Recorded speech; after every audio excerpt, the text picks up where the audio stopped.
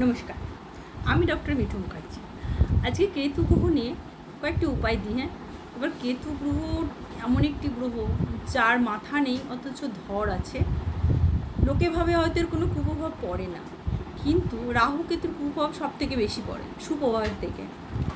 তো সেই কুপ্রভাবটা কী করে বুঝবেন যে কেতুর প্রভাব আপনার মধ্যে চলছে? দেখবেন ভয় লাগবে, মনে হবে কেউ আমাকে নজর দিচ্ছে, টুকটাক করেছে, আশেপাশে ভূতের ভয় লাগবে, রাস্তা দিয়ে একা যেতে ভয় লাগবে, কোনো কাজ করতে গেলে বাধা পড়বে, আরও অনেক কিছু আছে।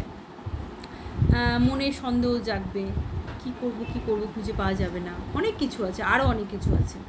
যেহেতু চিন্তা করার ক্ষমতা কিছু নেই, নচেত উল্টোপাল্টা চিন্তাটা একটু বেশিই করে। আর যদি সেখানে সেরকম কোনো প্রভাব পড়ে যায় তার সাথে, তাহলে তো আরও 16 কলাপূর্ণ।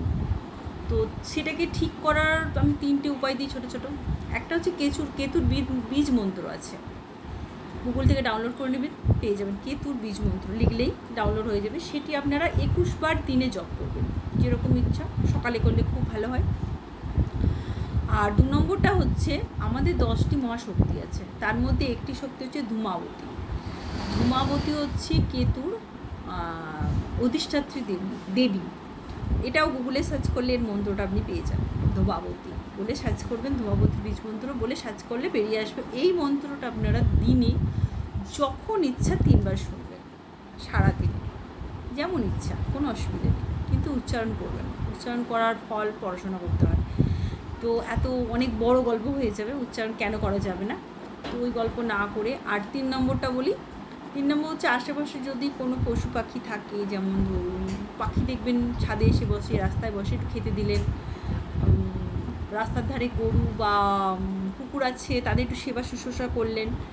গরু তো করা যাবে না, যদি নিজে থাকে তো খুব ভালো কথা। বা বাইরে কোনো গরু এলো তাকে একটু জল দিলেন, বা কিছু সবজি থাকলে একটু এগিয়ে দিলেন, এইভাবেই। বা কুকুরদের একটু ওষুধপত্র লাগিয়ে, খাওয়া দাওয়া দিয়ে একটু সেবা শুশ্রূষা করলেন। এটা করে দেখুন, ফল পাবেন।